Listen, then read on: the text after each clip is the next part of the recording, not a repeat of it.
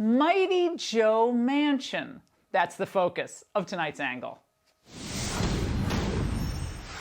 Democrats want Americans to think that they represent the vanguard against all extremism and that they only go to political war when they need to defeat alleged radicals like Donald Trump. But the truth is, the Democrat Party itself has become a haven for far-left fanatics. And like all fanatics, they demand complete and total conformity of thought on all of their pet issues, from the minimum wage to immigration amnesty to things like transgender rights. Get in line or risk getting smeared. Well, such has been the experience of West Virginia Senator Joe Manchin, now that he's decided to make the obvious choice to oppose President Biden's OMB pick, Neera Tanden. Now, Manchin's decision wasn't arbitrary, it was sensible. Tanden, like so many other Biden cabinet and sub-cabinet picks like Deb Haaland for Interior, Javier Becerra, and Rachel Levine at HHS, it's an obscenely stupid and polarizing choice. A venomous hack, Tanden has sprayed conservatives, including sitting U.S. senators, with gratuitous and groundless attacks. She's also a conspiracy theorist and Russia hoax superspreader. And if that's not enough to can her nomination, she's also displayed terrible judgment.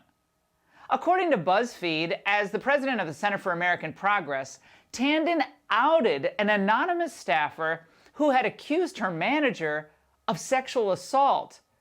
And she did it during a staff meeting, no less.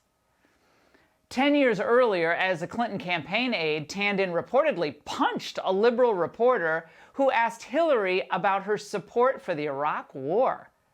Now, when she was pressed about the incident, Tanden told the New York Times, "I didn't slug him, I pushed him." The question here shouldn't be, why is Joe Manchin opposing Tanden for a cabinet-level post? The question should be, why the hell did Joe Biden ever pick a left-wing hatchet woman in that position in the first place? Of course, the ladies of cable can't conceive of the fact that Tanden was a moronic choice, so instead, they just do what they always do. They play the gender card. Her history of having said things like, oh, calling Mitch McConnell Voldemort or calling Ted Cruz heartless. That is what violates this new line, a line that he did not apply or even reference when considering dudes nominated by Trump. Is this a case of sexism or, Okay, let me start with Neera Tanden. Seems like a double standard. All of this has led noted conservative Bill Kristol to say of Tanden, quote, "I feel like there's a little bit of sexism going on here." So weak. Why go there? Why not just defend the nomination on substantive grounds? I can tell you why. Because Tanden's qualifications are really flimsy, that's why.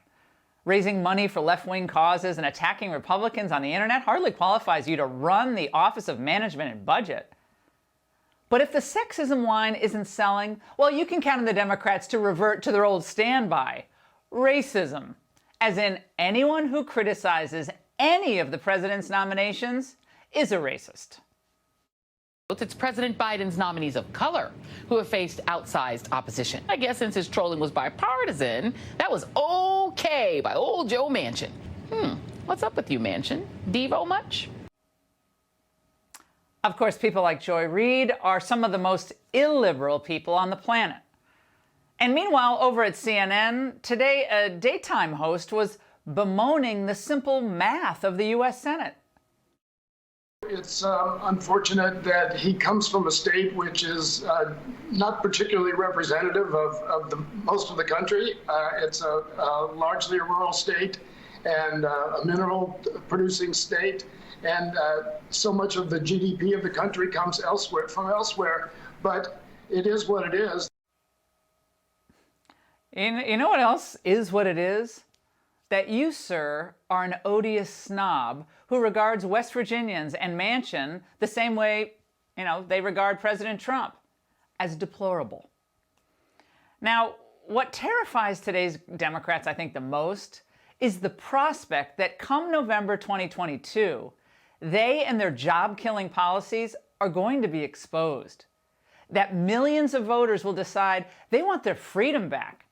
and that all the radical nonsense Biden's team pushed failed spectacularly, which of course it will. Democrats have the slimmest of margins in the Senate, and thus they're moving radical executive orders and destructive legislation through as fast as they can. They're desperate to prevent anyone with Trump's views from winning national office ever again. Thus, their introduction of the so-called For the People Act, which is anything but. If that becomes law, it would mandate nationwide, automatic, and same-day voter registration. Well, the feds would also be in control of early voting and vote by mail. No problem with fraud there, of course. And of course, if you oppose this takeover of Senate and state voting prerogatives, then you're a racist. Hank Johnson, a Georgia Democrat co-sponsoring the bill, claims if left to their own devices, Republicans will try to limit the ability of minority voters to exercise their fundamental right to vote.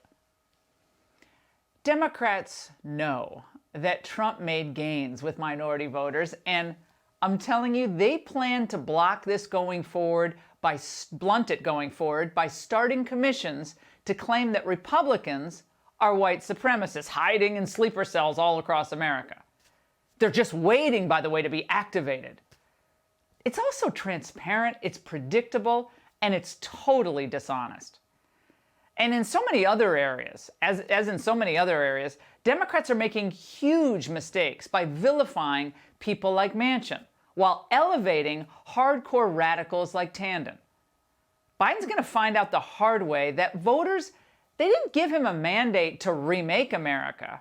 His only mandate was maybe to deal with COVID and reopen America. And we know Dr. Fauci isn't about to let that happen anytime soon. Hispanic and African American voters, like so many Americans, are tiring of these nonsensical lockdowns. We've been warning you about these since last April. And they're really worried, especially when it comes to the schools and the kids.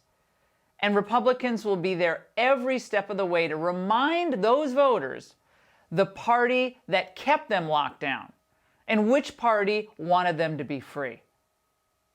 So I have to ask, why does Joe Manchin even want to put up with this nonsense anymore? The party of radicals and reparations, that left him a long time ago. Democrat leaders patronize and humor Manchin when they need his vote. But at this point, it's just obvious that they simply hate him, and they hate his constituents as well. Imagine continuing, for instance, being a member in a club that detests you and the people closest to you. I can't either. And that's the angle.